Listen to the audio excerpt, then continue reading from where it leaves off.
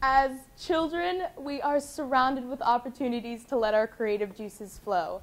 The toys we played with, the games we enjoyed, and even the shaped pasta we ate allowed our minds to wander and imagine. But as we grow into young adults, leaving coloring books and alphabet soup behind, it becomes harder and harder to keep a creative outlet. We are bred to compete. Win this, get the highest grade in that. Will this look good on my college resume? With our tunnel vision fixed on being the best, we can lose ourselves. Yes, of course, grades are important, but so is figuring out who you are. And that is why the arts must stay in schools. They provide an escape from the struggles and the hardships of school and just getting things right, and provide an escape from the uncertainties of school as well as the uncertainties of life. I can vividly remember halfway through my sophomore year, waking up every morning feeling like I had a rock in my stomach and a knot in my throat. I was struggling to pass math, midterms were ever so close, the cold weather was racking on my nerves, and I was having issues with the love life. If I had a dime for every time I told myself, Elyse, one day you're going to look back on this and laugh at how stupid you're being, I'd be a millionaire. But trying to suppress my feelings only made me bitter. I am a teenager. And naturally, I'm not going to have as much wisdom now as I will down the road. So trying to hold back how I felt only made things worse. And I played the part of prisoner and warden at the same time. Along with everything else, I was also participating in the school play, The Crucible by Arthur Miller. I must admit, practices at times were definitely difficult, especially when I thought of all the homework I had to do when I got home. But looking back, they saved me. I was able to go stand on a stage for 2 hours every day after school and act out the part of Elizabeth Proctor and indirectly vent my stress and my worries to anybody who just happened to be sitting in rehearsal. I was able to have the perfect reason to feel how I was feeling. I could embrace my emotions because the character of Elizabeth Proctor called for a tired, stressed character. Having this escape in school definitely increased my performance in class. I was able to focus more. I was no longer a ticking time bomb waiting to have an emotional breakdown. And having the opportunity to escape into a character was almost like Febrezing my life. Now, how do you ask? Well, they always say how Febreze eliminates odors, not just covers them. And that is what the arts do for me. They eliminate my worries and stress, not just temporarily hide them. You see, the arts are all about people. For centuries in theater, plays and musicals have illustrated complex relationships within people. And Shakespeare, who died hundreds of years ago, has written pieces of art that have withstood the sands of time and are still around today because they are relatable, even in the 21st century. I would like to share with you an excerpt from one of the monologues he wrote for the character Helena in A Midsummer Night's Dream.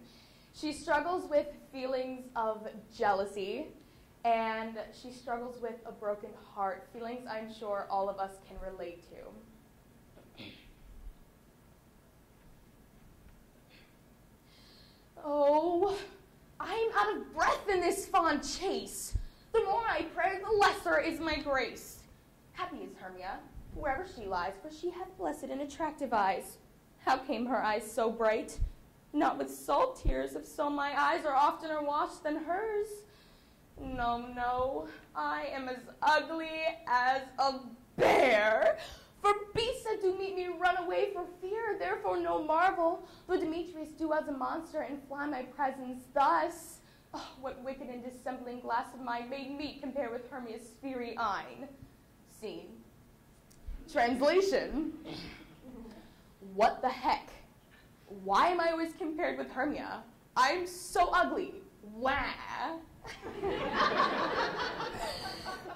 Even in music and songs with no words, human emotion can be conveyed to an audience. For example, in the concert band piece In Heaven's Air by Samuel Hazo, a musical phrase is repeated 3 times before the song is continued being played. And this is to represent when a person tries to say something.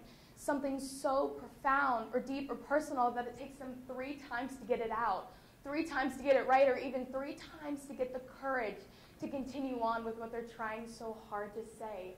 And as humans being so prone to mistakes, we can understand this.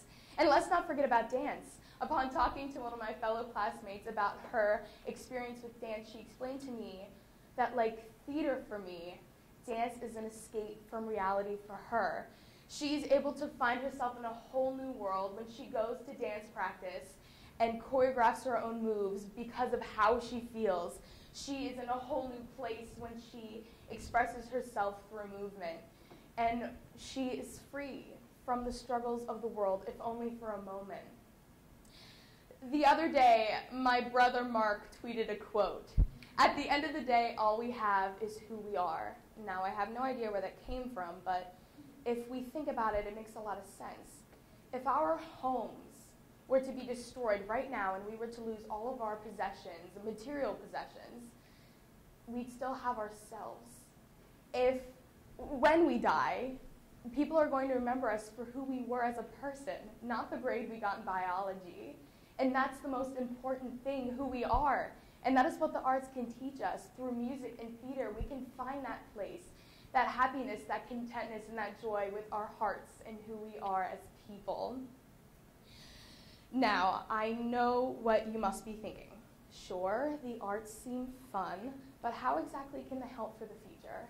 Well, the arts can help immensely in the job market. I've stressed before that the arts can help us find ourselves. Well, according to Paul Boynton, author of 6 Ways to Get a Job, the #1 mistake people make in job interviews is failing to be themselves. And the arts can help us do that. They can help us find ourselves so we can walk into that interview feeling confident in who we are. Also, excuse me, studies in Iowa are being made to see whether or not there is a correlation between the art and science portions of the brain. And even though research is in its early forms, they are finding a correlation. And because we are cutting arts and theater programs throughout the schools all over the country, we are failing to achieve the highest level of education. Fun fact. Did you know that during the Renaissance period, both the artistic and scientific portions of the brain were considered one? Think about it. Historical figures like Michelangelo and Da Vinci were men of both continuums. They were inventors and sculptors, poets and painters. They had it all going for them, and they made a difference. Charles Darwin made scientific discoveries to study the beauty and splendor of nature. Once again, having both of these wonderful parts of the world, the sciences and the arts put together, that is where we will achieve the highest level of knowledge. So the best part about the arts is the fact that we can get just as much joy out of participating in them, out of acting and singing in a show, or playing in a concert, or painting for an art show, as we can from watching or listening. How many of us like to listen to music in our free time, or when we do our homework? And how many of us maybe enjoy a performance every once in a while? And ballets, art exhibits are well attended because they can be related to. Art and music can speak to an audience as well as be embodied by its creator. So what I ask of you today is to keep your mind and heart open to the arts and keep it in the schools.